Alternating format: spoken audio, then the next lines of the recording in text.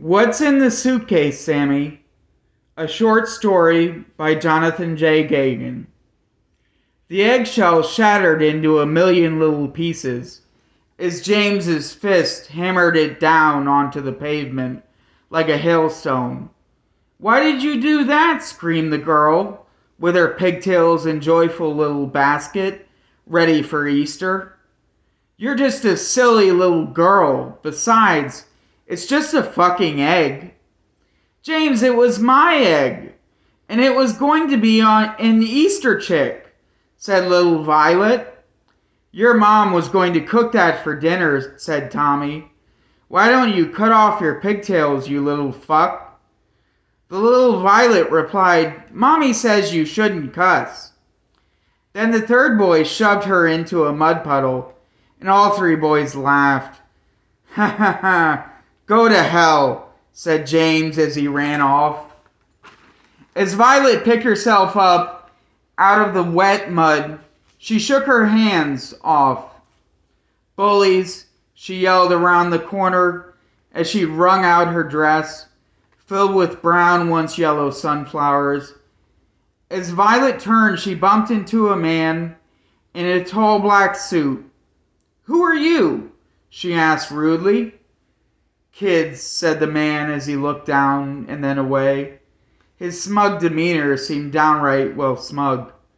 He had a sharp look, a well-sculpted face, beady eyes, blackish brown hair, and glasses.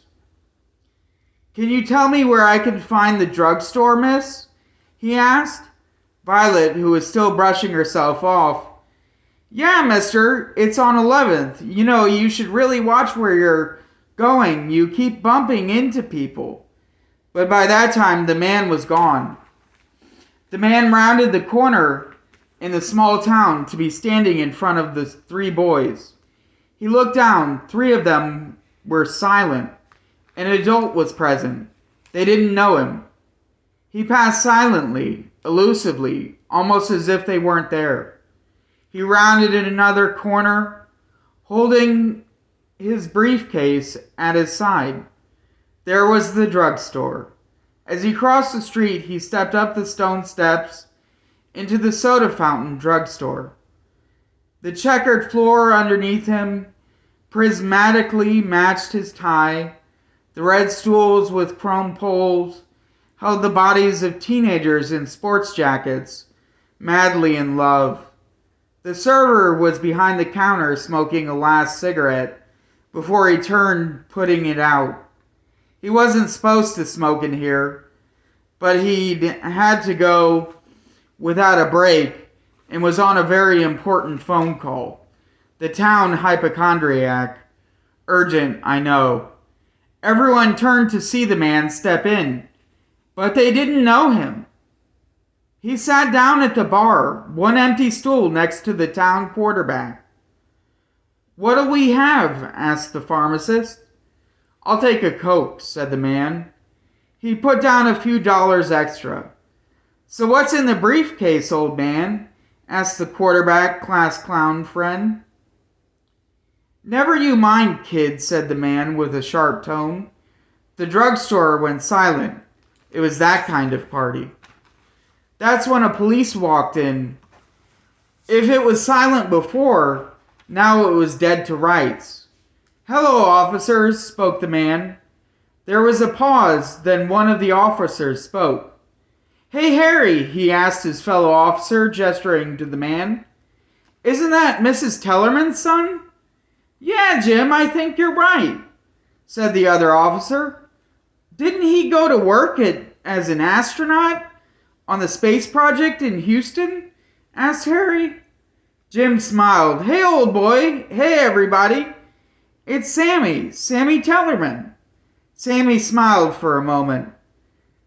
The cop continued. "Didn't I used to dunk your head in one too many times? Well, look at you now. I guess it helped." Sammy smiled quickly after the flash frown. "Yeah, I guess it did." He paused. The air was tense. Then the two of them embraced. "When did you get back in town?" asked Harry. Just now, actually, said Sammy, as he nervously patted the suitcase next to him. Harry smiled. You remember me, I'm Harry. Harry Stills, I worked for your dad, Mr. Tellerman. Yeah, I remember you, said Sammy, tightening his grip on the suitcase again. Didn't you play that old joke on me on Halloween? Harry smiled in recognition. Man, I can't believe you remember that. Hey, I'm sorry about that.